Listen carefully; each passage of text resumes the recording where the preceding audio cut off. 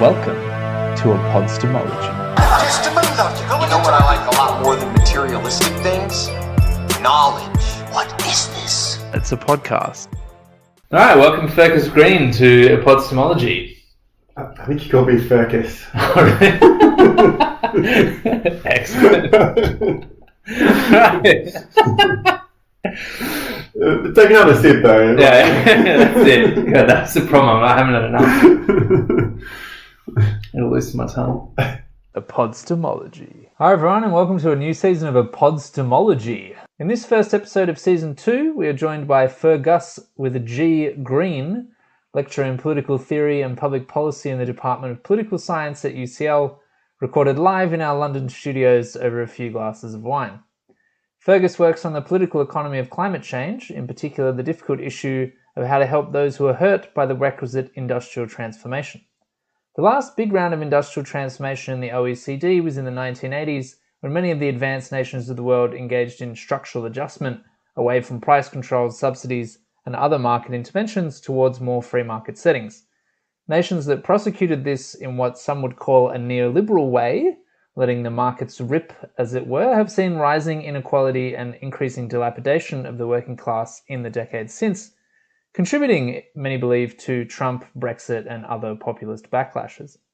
In contrast, countries like Australia and the Scandinavian economies maintained a significant role for the state in assisting people through that industrial transition, either through compensations like early retirement or through more institutional programs like job retraining, relocation payments, and just investments in public health, education, and transit. These economies have arguably performed better in the decades since, at least in terms of avoiding the phenomenon of left-behind regions and other signs of economic decay. So what lessons from this structural adjustment era can we apply to the climate transition? Well, let Fergus hit you with some knowledge. Epistemology. Welcome Fergus Green to Epistemology. Thanks very much for having me on the podcast. Yeah, so Fergus, tell us a little bit about the research that you do and what you're interested in. Sure. So for at least 14 years or 15 years now, I've been interested in climate change. And I've come at it from a few different perspectives. So I started my career as a lawyer. I was trained in law and political science. So I've always had a strong interest in public policy. And then I did my graduate studies in political theory. So looking at the ideas behind the law, what the law should be, what policy should be.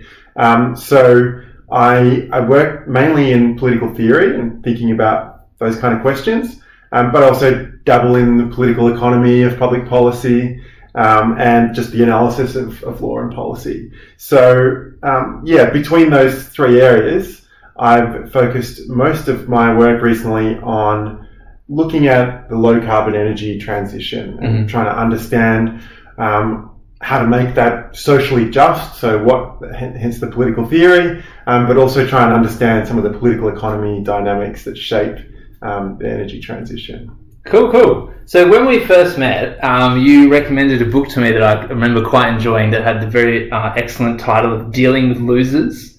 So that's kind of the subject of today's conversation. So how do we deal with losers in the context of the climate transition? So people who kind of don't benefit from the changes that we make. So maybe we can kick off by asking, what is the nature of the climate transition with respect to industrial structure and winners and losers? Sure. So I suppose a good place to start is to think about the kind of industrial changes that we basically need to undergo if we're going to decarbonise. And essentially, they boil down to using energy more efficiently, and then replacing non-electric sources of energy like fuel in cars, gas heating in homes with electricity, and then taking the carbon out of electricity. So switching from fossil fuel-based electricity sources to renewable energy, could be nuclear, other non-carbon sources of energy. And then there's also other aspects of the transition around agriculture and forestry in the land sector. I haven't worked so much in those areas, but they're also a significant part. But most of my work is focused on sort of fossil fuels, the energy sector, and so on. So basically, yeah, it's about kind of electrification and phasing down fossil fuels and using energy more efficiently.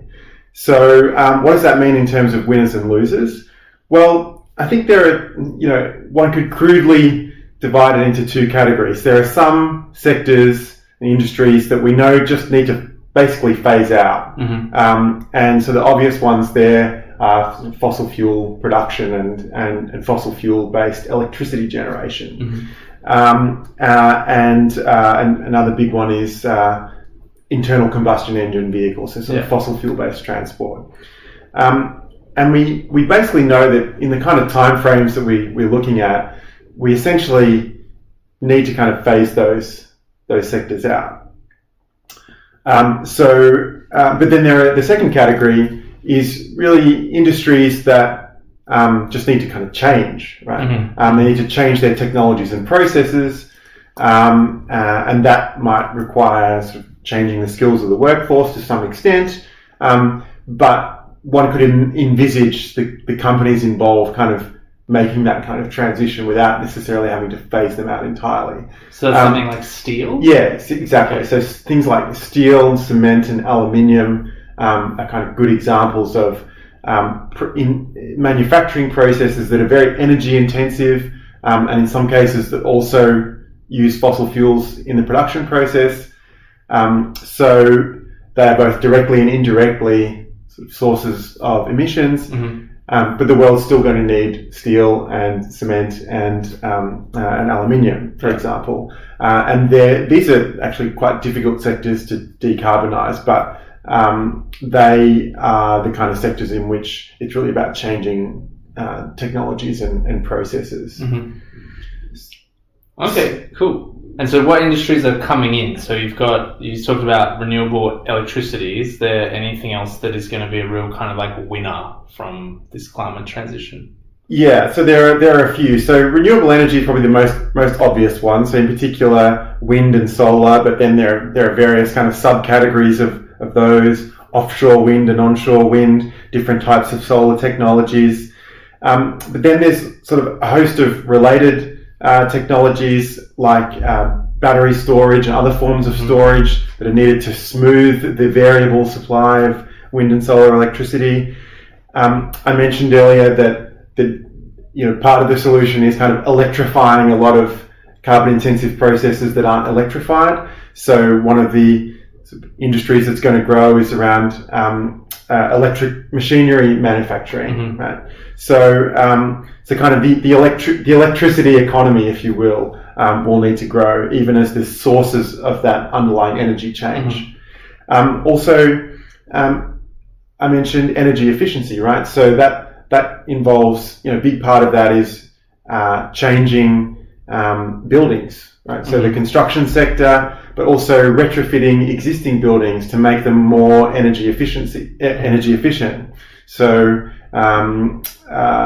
insulation in buildings, a whole range of other things that you can change in buildings to make them more efficient. So, and they're very labor intensive, right? So that's a lot of construction jobs, a lot of kind of energy efficiency service type jobs as well in that sector. So there are a few key ones that are going to grow. Okay. And then I think it'd be useful to talk a bit about, the geographic distribution of some of these industries that are coming and going. So one of the big stories about the last big industrial transition away from manufacturing, at least in the West, so all that manufacturing got outsourced to developing countries, was that particularly like the Midwest in the United States and I think a commensurate extent the South is just not talked about quite as much, and then the North in England have like really deindustrialized and kind of collapsed. Where are a lot of these industries that you see outgoing located, and then where are the sort of the hubs of the future?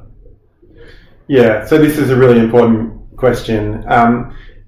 So we can analyze that at a couple of different levels. There's the sort of global shifts, and then within countries, sort of at a regional level. I think as a general point, I mentioned that ultimately we need to phase out fossil fuels fairly quickly, and in terms of the international sort of distribution, that's kind of one of the important shifts, right? Particularly around oil and gas, which tends to be relatively concentrated in a few regions. The Middle East being the obvious and the biggest one. So in terms of country-based losers, the sort of the biggest and most obvious ones are the Middle Eastern countries, but basically large fossil fuel exporters in general. So Russia and Brunei and things like that. Yep, exactly. So that's at the international level, and then within countries, that sort of obviously varies, but you tend to have where countries produce fossil fuels, and coal is in general much more widely distributed internationally. So quite a lot of countries have coal industries, but they tend to be sort of regionally concentrated within countries. And so if you're phasing out your coal mining industry, then obviously that's going to have regional implications. And beyond that, often energy-intensive manufacturing is also often clustered in particular regions within countries. So there's some of the sort of potential negative effects. But so I think some of the desirable aspects of the changes that we're going to see are that, essentially most countries are going to need to produce energy like for themselves or import it from a closely neighboring country, right? So you can't necessarily outsource your energy production to the other side of the world in the same way you could with, your textile industry, for example. Or even with coal, I guess. I mean, China imports so much of its coal from Australia, right? That's a very long distance import, Yeah, exactly. Whereas, countries to varying degrees have, the sun shines and the wind blows, right? Now, obviously, some countries like Russia are not particularly well endowed with renewable resources, but a lot of countries are. And so that essentially opens up the potential for energy generation in new areas.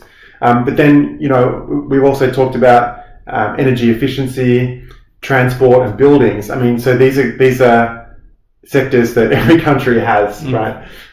So that means that a lot of the work of decarbonising is going to take place and is going to need to take place sort of everywhere across cities and regions everywhere. So that means that there will be lots of jobs in retrofitting buildings and in the transport sector, expanded public transport, for example, right, that are going to need to grow and will continue to grow everywhere.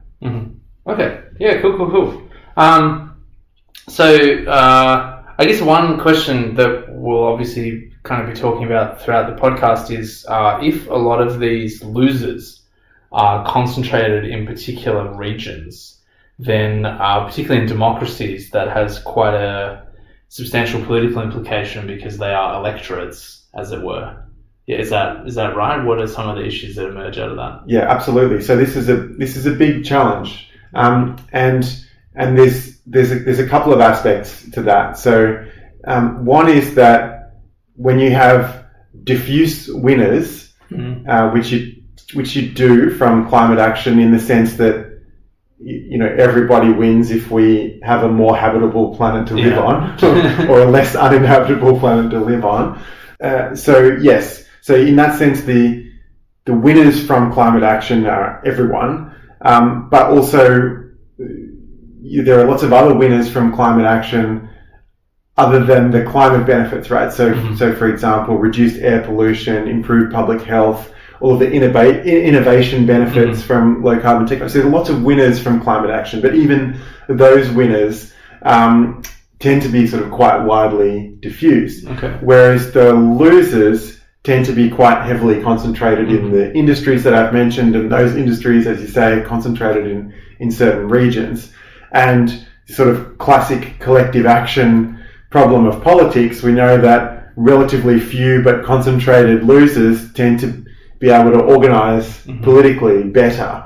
So that gives the losers an advantage. And the other advantage is the one that you mentioned, which is that insofar as the losers are regionally concentrated, they're usually concentrated in a few electorates. And so office-seeking political parties are sort of disproportionately incentivized to respond to those losers if they want to retain those seats in the parliament and be re-elected. Now that's particularly important in some kinds of electoral systems, more so than others, but this is to some degree a problem everywhere.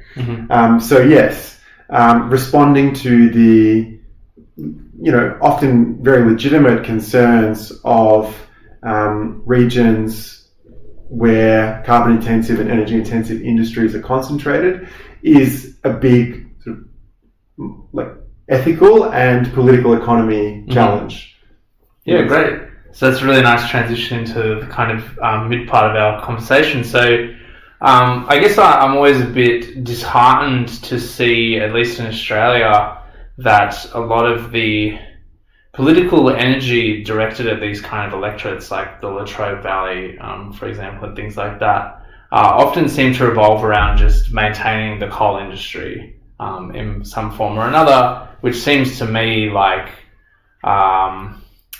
just kind of underserving those electorates, frankly. Like you're essentially lying to them. Like there's no way that you can keep those industries going, so you need a more sophisticated transition plan. Yeah. And I think this is where we come into this notion of how we compensate losers, how we kind of try to transition them into a new economy. So maybe a good place to start that conversation is with your PhD thesis on what the kind of ethical arguments are for compensating losers. So could you tell us a bit more about that side of things?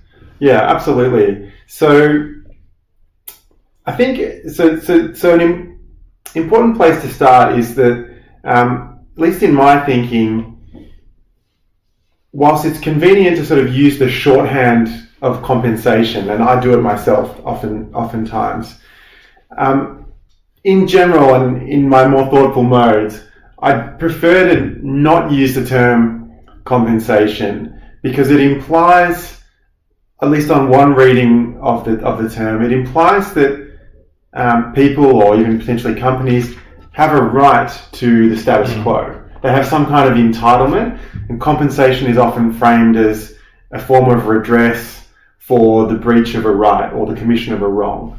And so often, but then it's also often has these broader connotations and right, just kind of assisting people who lose from a transition, and that's, I think it's sort of okay to use it in that sense, but these two usages get conflated too easily. And so what I tried to do in my thesis is look at what are the arguments for having a kind of right to the status quo. And I find that they're not particularly strong. So I look at potential arguments for on the basis of property and legitimate expectations. And I argue that these are not kind of strong grounds for a right, at least in the kind of legal or policy status quo, right? Governments can change laws and policies, and they don't necessarily have to compensate people on the basis that they have some kind of right to the legal or policy status quo. And I also looked at efficiency arguments as well, and we can maybe talk about that later. So, can I interrupt you briefly there? Is that in contrast at all to like the sort of international law around investment law, for example? Because it was, so my understanding, just briefly, is that like if you sign particularly a bilateral investment treaty or something like that, the point is to say that these conditions are kind of locked in place, and if we change the conditions, we owe you compensation because your investment is now not as lucrative as you expected it to be. Yeah, exactly right. It is contrary to that, right? So my analysis is sort of looking at it from, if you like, moral and political philosophical first principles, and using that as a basis to critique the law or to critique maybe particular compensation arrangements. But you're absolutely right that as a matter of law, both international law and certain international investment treaties do in fact give investors entitlement to compensation when governments, introduce regulation that harms their investment, right? And so, but my analysis kind of doesn't look at that. It just kind of asks the prior moral question. But absolutely, as a matter of law, this is a problem, and you're actually starting to see some of these lawsuits already happening by companies against governments on the basis of the climate change laws that they introduce. Right. And we're talking about international law, but there's also domestic laws that that legally protect certain property interests. Usually that's protected from sort of the direct takings, but there's kind of complex and murky jurisprudence in, at least in the countries that I know, the US and to some extent, but more so Australia, about so-called regulatory takings. And so, this is an area where the sort of normative moral questions do interact with some of the more theoretical kind of legal questions about property and takings.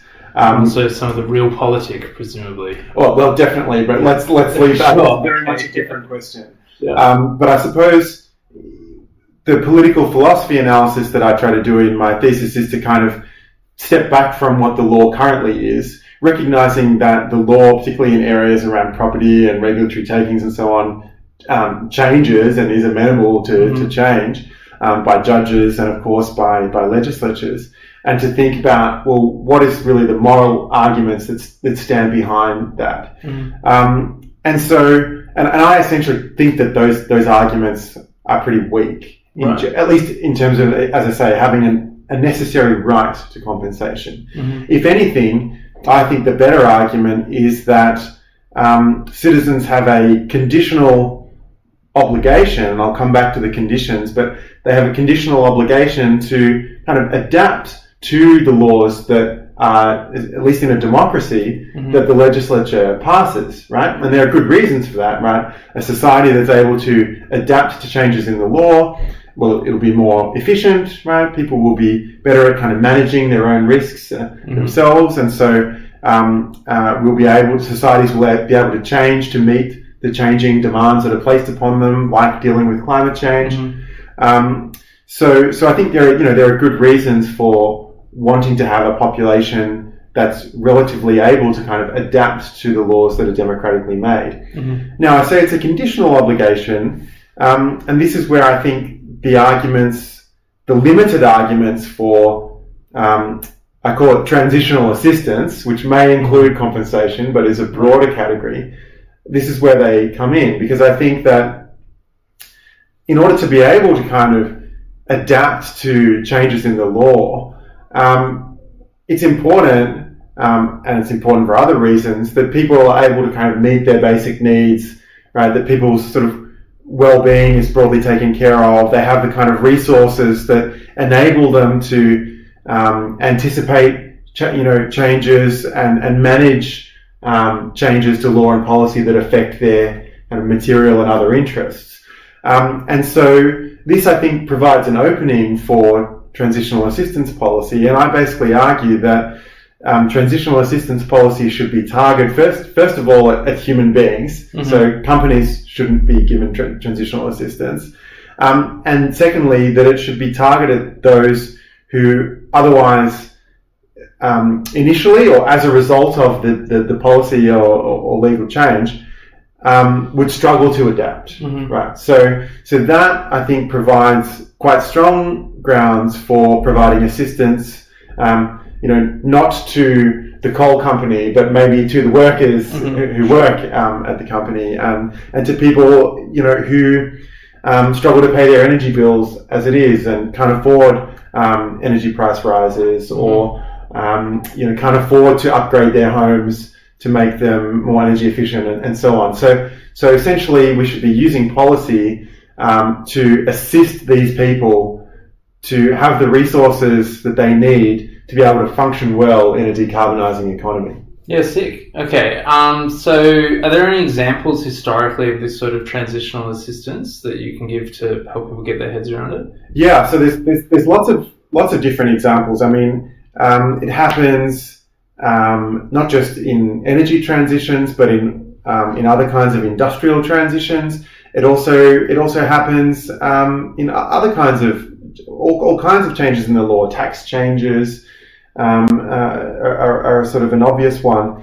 So just to give some examples, then I use a typology that I developed that kind of divides these into 4 different categories, and the first 2 are kind of backward looking in that they try to put the person or the entity into the position that they were in before the change. Mm-hmm. And these categories are compensation and exemption. So, a compensation policy could just be, a particular person has lost money or lost a job as a result of a policy, and so we're going to basically give them a lump sum, mm-hmm. lump sum cash transfer. Or we might increase their sort of social welfare benefits.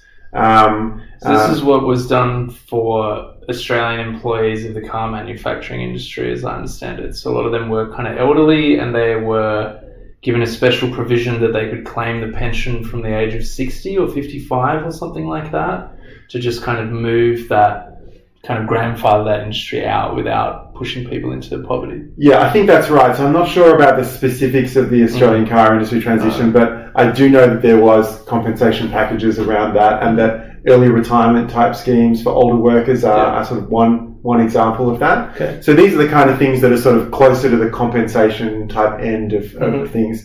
The other backward looking category I mentioned is exemption. So sometimes you just get full or partial exemptions.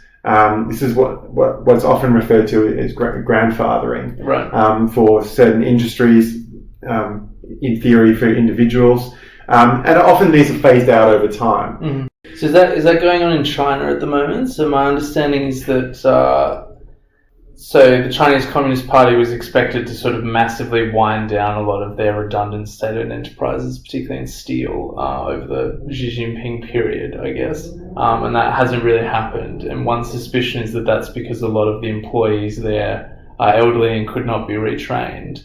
But China's not wealthy enough to push them onto pensions. So what they're doing instead is just sort of allowing a lot of these steel companies to limp along through subsidies until their workforce essentially fades out, and then they can die of natural causes. Right. Yeah. I mean, it's a kind of de facto grandfathering. Yeah. I think in China, a lot of this stuff is more about, it's not so much clear laws with a grandfathering clause, so much as tacit arrangements, mm-hmm. or political directives that are filtered through kind of the bureaucracy. Or just kind of local forms of resistance between mm-hmm. local governments and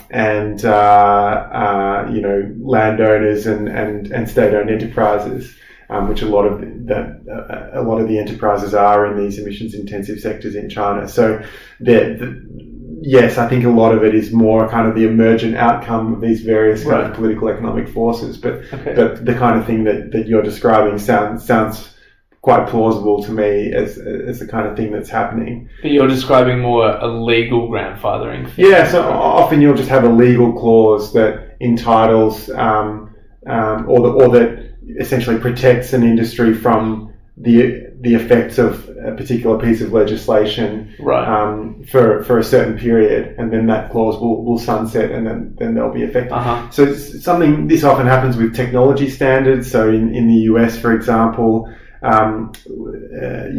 are environmental laws that impose standards on companies to use certain technologies in an industrial process, and then what often happens is that existing facilities don't have to use those technologies, right? So it only affects new entrants. So they're the kind of exemptions you get, and essentially they keep the existing producers or entities whole.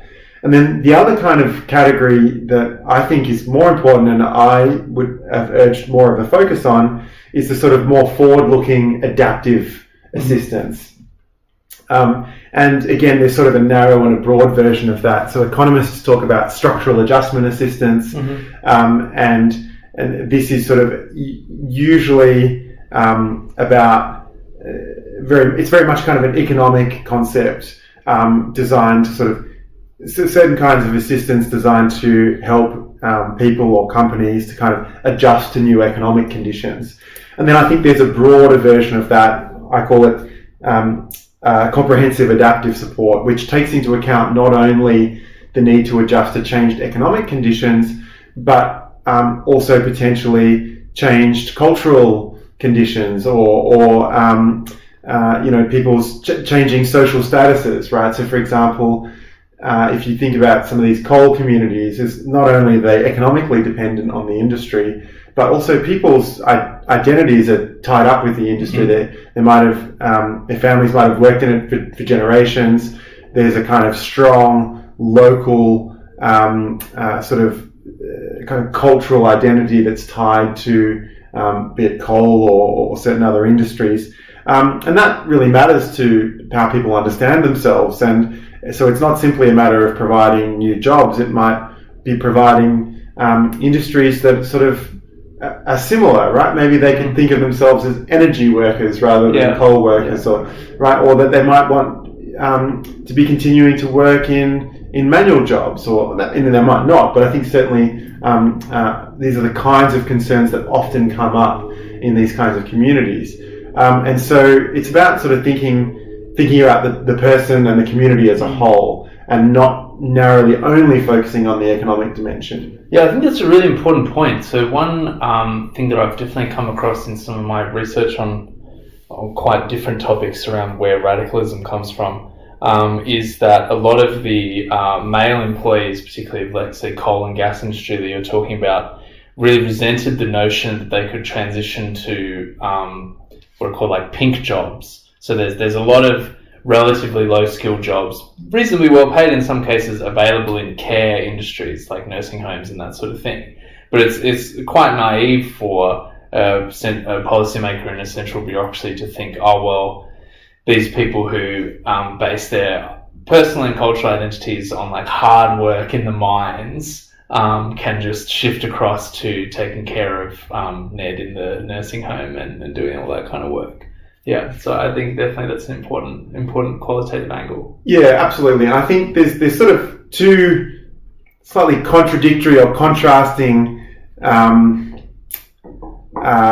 impulses, I think, when we're confronted with that situation. And one of the interesting and challenging things about working in this area is to sort of acknowledge and try and address sort of both of these. And the first is to recognize that exactly the point that you're making, that these kinds of transitions can be very difficult for people, and it's certainly politically naive to expect that, particularly people that have worked in very kind of like masculine or manual industries that often have, even if sort of cosmopolitan urbanites might look down on them, often they have a lot of social status attached to them in their region and in their community, and to sort of then expect them to take maybe a less secure, more kind of feminized jobs, maybe less well paid jobs, is at the very least kind of politically naive. And then the contradictory impulse, though, is obviously there's a huge gendered dimension to all of this, and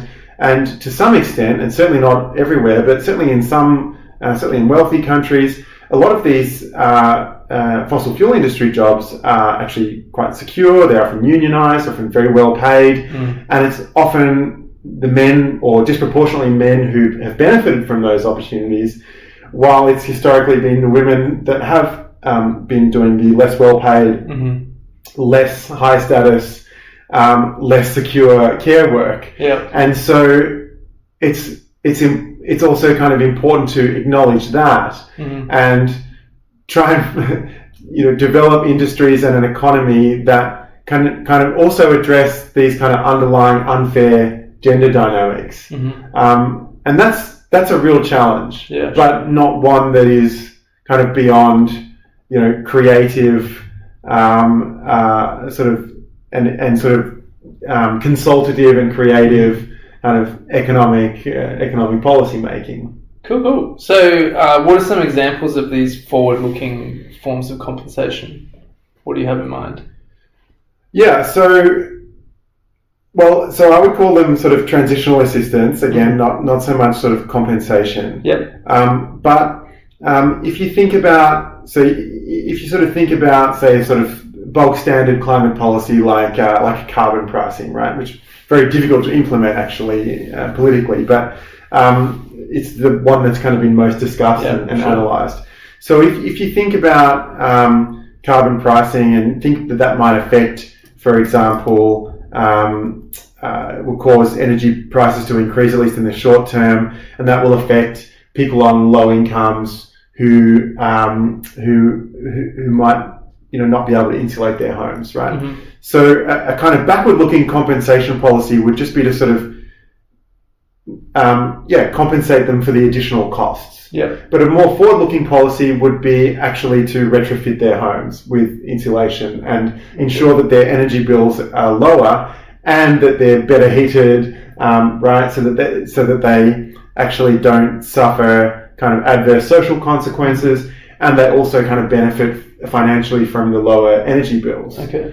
Right. So that's kind of one example where you're basically helping people adapt to the new normal, rather than saying that they're entitled to be like they were under the old normal. Sure. At a community level, in terms of some of these, say, fossil fuel based communities, that involves things like maybe investing in new infrastructure, investing in particular in the education sector. We know from historical case studies is really important. So in ensuring that people have the skills that they need to kind of enter other industries, and so that the region or the community has the ability to diversify. Also, investing in universities, technical colleges, further education in the region, but also bring in new people to a region. So there's and establish new kinds of sort of links between researchers and businesses that are the key to sort of innovation. So there are various kinds of investments that governments can make, and other things that they can do to sort of enable a region to sort of adapt to new economic conditions and social conditions. Okay. Yeah. So the kind of old-fashioned economist in me reacts to that by saying that that's very hard to do, what you've just described. It is hard to do. Yeah. Particularly, so I guess the basic argument would be that this region's comparative advantage is fading. So if you're trying to buttress its economy, you are necessarily going to be subsidizing failure to some extent. And I think the pendulum in economics, at least among people who deal in the kind of messy realities of political economy, has swung in favor of that in the last 10 years or so. So I think the experience of Reagan and Thatcher, which we talked about earlier with the deindustrialization of the Midwest in the US and the North in the UK, and just the kind of epic misery that's created, has meant that nowadays there's much more of a willingness to think about overall loss-making subsidies from an economic point of view, but from a human welfare point of view, sensible policies to try to transition, as you say, these kind of places to a new economic model. But I guess my limited reading of this literature is that there's few kind of successful case studies. So do you know of any good examples that people can investigate or draw on? Yeah, so well, I'll come to the examples in a sec, but I think you're right in terms of the basic proposition. I mean, I think we probably read slightly different literatures that are kind of reaching similar conclusions. So I mean, to my knowledge, and this is sort of not my core expertise, but there's been a kind of rethinking of industrial policy to some extent, and in part prompted by the kind of historical failures that you mentioned, and in part prompted by climate change and sort of the climate-focused sort of so-called green industrial policy that I'm probably a little bit more familiar with, at least myself, relative to some of the wider literature. And that's just the recognition that the state is going to need to be involved to a deep degree in decarbonising for a whole range of reasons. And this idea of kind of a just and smooth transition for the quote unquote losers is one of the many reasons the state needs to be involved. And so in a way, it's kind of, that's also forced a rethinking of industrial and a revisiting of industrial policy. And, you know, authors like Mariana Mazzucato, I think, have done a lot to sort of think about the conditions under which, you know, forms of industrial policy can and do work. And I think there's been lots of interesting work on you know, state investment banks and these kind of sort of arm's length institutions that can address some of the maybe pathologies of industrial policy and sort of, you know, leverage and achieve some of its potential, right, in sort of using the state's fiscal capacity to induce investment.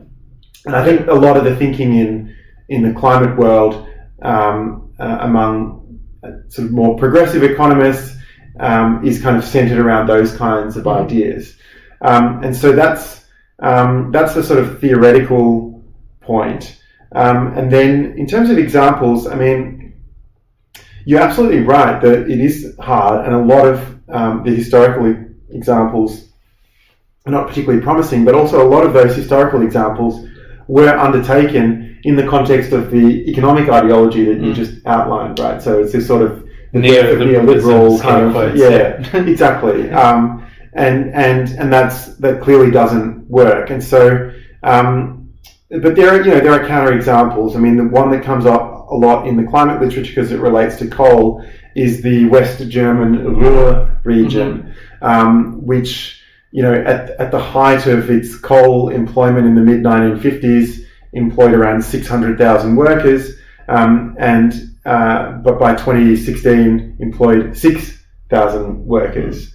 So that's a big transition over the course of about 6 decades. I just want to interrupt you quickly just to point out for people who might be listening that 600,000 workers is like an absolutely colossal amount. Like you might think that, like, you know, in a city of 4 million, like what does that matter? But like that 600,000 jobs would employ sixfold that many people in auxiliary industries, and then another sixfold number of people in like cafes and restaurants and stuff. So 600,000 people employed in an industry would fully support like a regional economy of many millions of people. So I think that's quite a dramatic number. Yeah, no, it is a big number, absolutely. And then 6,000 is, you know, a fairly small number, right? So it is kind of 2 orders of magnitude that's a town. That's changed. Yeah. And that's obviously spread out over multiple towns.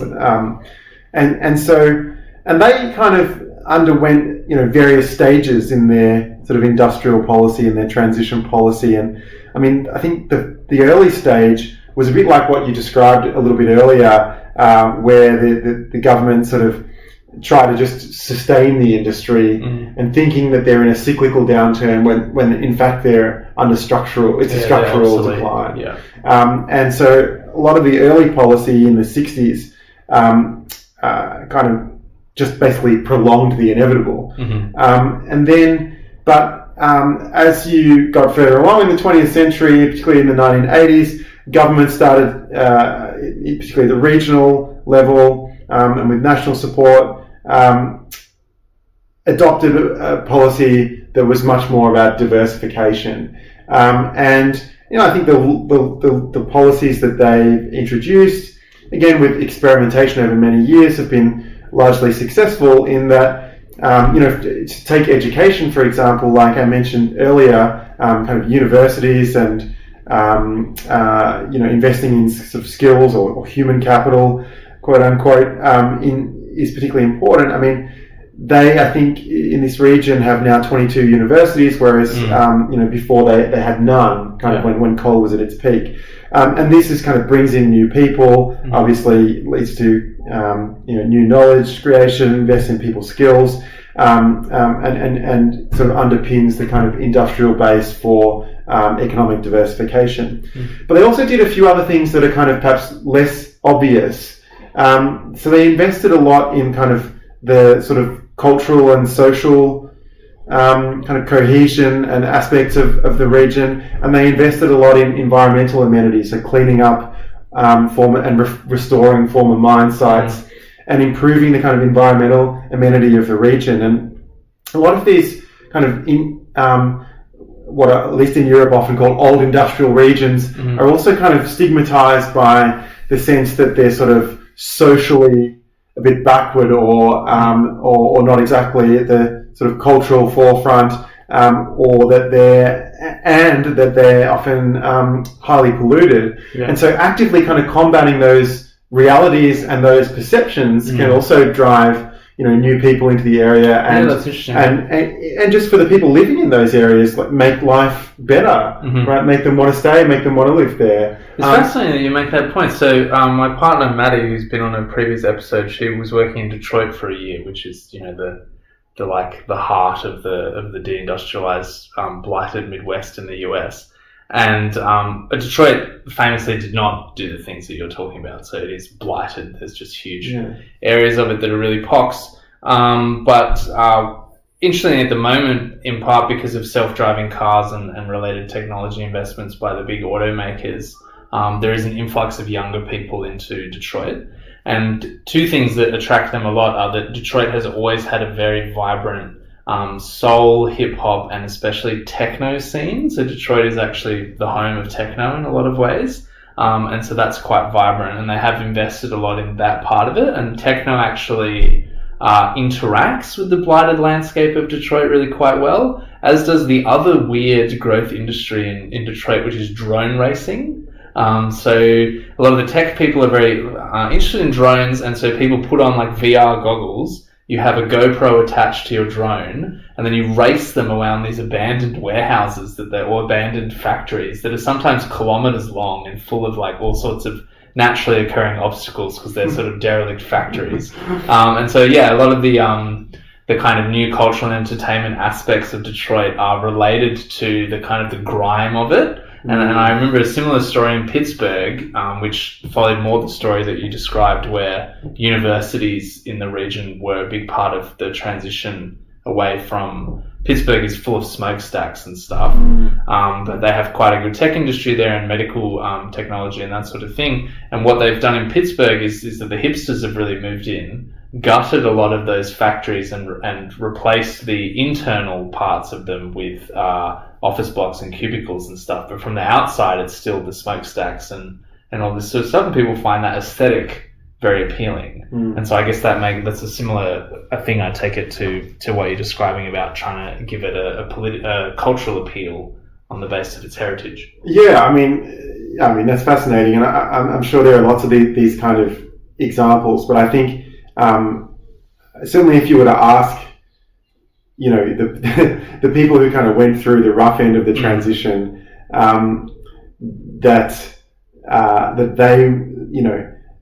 they would have liked to see a much more active kind of state policies from the beginning to kind of avoid a lot of the heartache that kind of led to that. Yeah. But you're absolutely right that we can't always predict what kind of things are going to emerge, and you don't want the kind of state to sort of over-determine kind of the new directions for things, and that it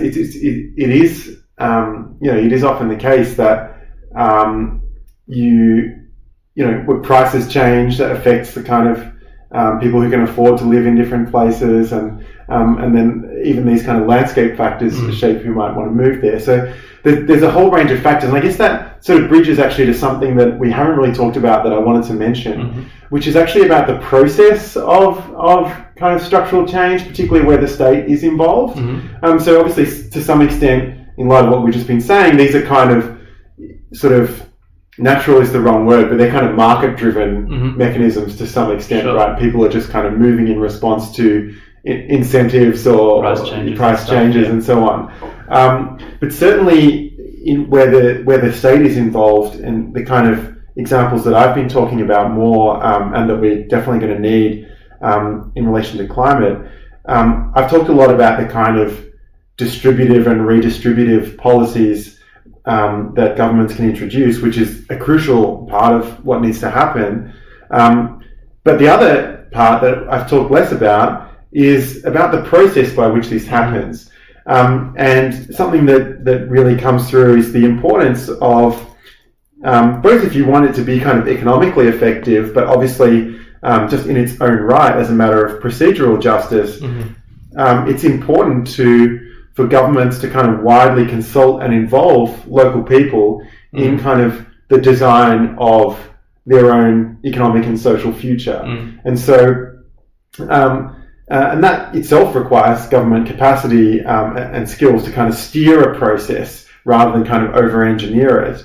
But, you know, where this is done well, you not only kind of ensure that the various kind of pre-existing grievances and grievances associated with the transition and issues are aired and people can kind of have an input into their own future, but this is also a way of kind of discovering, you know, you mentioned earlier sort of losing comparative advantage, but this is a way of kind of discovering perhaps latent advantages, skills, potentials that exist within the community that governments might not be aware of. And actually the process, the kind of deliberative and consultative processes of involving people in sort of co-designing, if you will, some of the mechanisms that will be introduced to assist them, is that you can also kind of discover in a more bottom-up way what some of these potential endowments, if you will, are, and you know, and how they might be complemented by government policies. And so I think a lot of the kind of smart specialization literature that's kind of underpinning the European Union's approach to transition is sort of informed with this kind of process, this kind of emphasis on processes and deliberation and consultation. And I think that's something that I wanted to kind of emphasize is also really important in ensuring a kind of just and politically smooth transition. Yeah, it's a really important point. It's interesting to me that this notion of co-production comes up in a lot of episodes of this show. Like, I think this is a very kind of hot topic across public policy at the moment. And I think it does stand in stark contrast to the kind of very centralized, technocratic economic analysis of policy making that informed the way market structural adjustment was done in the 80s.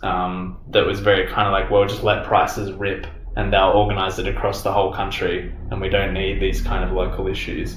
So maybe I think a theme to close out on, because I guess we have about 10 minutes left maybe, that pulls everything we've been talking in together, is your thoughts on the Green New Deal, because this is obviously an example of this kind of forward-looking transition assistance.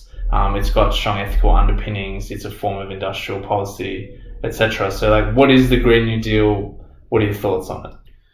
Yeah, so I think it's a really important development. And I think, so I'll start by defining at least how I understand the Green New Deal or Green New Deals. But to do so, I think it's probably useful to have a contrast case. And I contrast it at least to what I call carbon-centric climate policy. And essentially, that is climate change policy, the exclusive objective of which is to reduce greenhouse gas emissions. And so the standard example is a price on carbon, without saying anything about how the revenues from that price will be distributed. It's purely about incorporating the externalities, the greenhouse gas externality into prices and using prices to change behaviour. But there are other kind of examples of carbon-centric policies. And I think the climate change policy community and a lot of NGOs and climate activists have focused very much on carbon-centric policies. But part of the problem with them is that they're not particularly popular beyond the kind of urban, cosmopolitan, highly educated elite who sort of naturally want to support climate action. And part of the reason they're not so popular is because of some of the things that we've been talking about, the social and economic impacts beyond, addressing climate change, right? And these social and economic impacts are the ones that people see and feel and notice more in their daily lives, at least in most countries, than the kind of more diffuse causally diffuse kind of climate impacts, right? Which are kind of global and longer term. Though of course immediate, when there's a natural disaster. Yeah. But so the point is that it's very difficult to build coalitions of voters and industries for that matter to support deep decarbonisation policies because of these kind of effects. And so the Green New Deal really emerged in light of a kind of broader framing of the problem and the set of solutions that need to occur. And so I think about the Green New Deal really in terms of being an integrated policy sort of package or paradigm in which climate change policies are combined with broader social and economic reforms that are designed to reduce inequality and poverty and work in the interests of the majority, the working class and the middle class. And so it's sort of larger in scope and larger also in the scale of its ambition. And then the other, I think, important aspect of the Green New Deal that I think is important to emphasize is its governing philosophy and its theory of change. So I'd say that the governing philosophy of Green New Deals is in line with the kind of things I've been talking about around industrial policy, or we've been talking about in terms of industrial policy. So it envisages a much more active role for the state than neoclassical economics in sort of actively shaping and steering markets in a kind of green and socially just direction. And then its theory of change relies more on kind of mass political mobilization. So in contrast to these kind of liabilities of carbon-centric policies that I mentioned, the Green New Deal, by explicitly, centering policies that create jobs, good jobs, that benefit people through, be it in housing, transport, food, agriculture, kind of benefit people's daily life, healthcare, education, right? Centering these policies and using decarbonisation as a kind of lever to create these investments and jobs. That is going to kind of bring in new supporters of climate policy. This reminds me a lot of Schwarzenegger's take on climate policy, which is basically that. But David, first of all, I think that environmentalists have done a terrible job in selling this. Because the more they talk about global climate change, which no one understands what that is, they talk about what's going to happen 20 years from now, and the sea level rising, and the polar bear, and all of this kind of things. No one cares about that when you want to have a job and you want to bring food on the table today. Right. But what people care about is if you say, this is going to cause cancer. This is going to make your child have asthma early on. And as soon as they hear the health aspect of it, because that's how we sold it to the people in California, this is the difference. It has to be sold the right way. It has to be communicated the right way to the people, not talk about something that is happening 20 years from now, but today. And that if you have this kind of broader narrative around the Green New Deal of it being a social project, more than just a matter of getting rid of a few long-term, nebulous, difficult to observe necessarily natural disaster problems, then people are much more likely to get behind it and get spiritually invested in it. Yeah, I think that's about 80% right. Yeah. Right. I think there's sort of a debate about this within the climate community. I mean, I'm broadly sort of relative to the carbon-centric perspective that I've outlined. I'm very much on board with the view that we need to start where people are and start with their day-to-day concerns. Yeah. And it is, I suppose, fortuitous that the kind of investments and innovation and the kind of structural changes we need to make to decarbonise are actually economic winners, right? They're going to they will drive economic growth in a lot of sectors. They will create jobs. They will lead to a lot of innovation. So they're sort of economically desirable, right, in their own right, albeit with losers, and we've talked about that, right? So there is a positive story to talk about, and so I'm broadly totally on board with that. And then the public health, the reduction in kind of pollution and all the public health benefits are another key one. the kind of 20% where I disagree is I don't think we can. I think it is important to still make the kind of climate urgency case alongside that, because otherwise we don't quite have the urgency. And I think the urgency drives the scale of the transformation.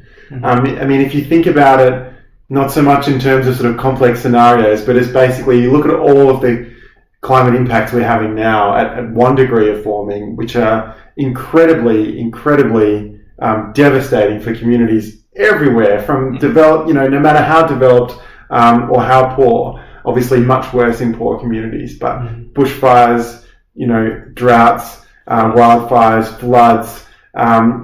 These are, just look at 2021. And this is kind of as good as it's going to get. Every additional ton we put in the atmosphere is going to make things worse.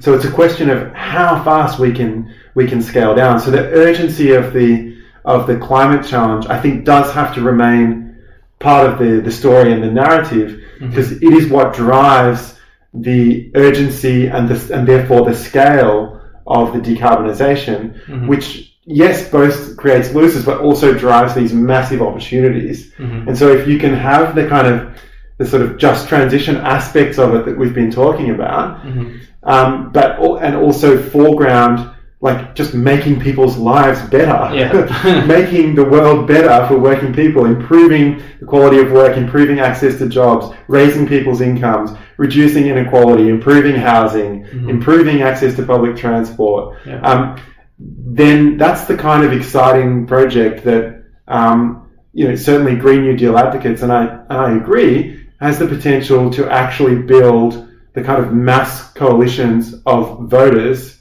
that might actually lead to decarbonisation. Well, like all conversations about climate, that was optimistic but also concerning. But in any case, thanks for joining us on the show, Fergus. My pleasure. Epistemology.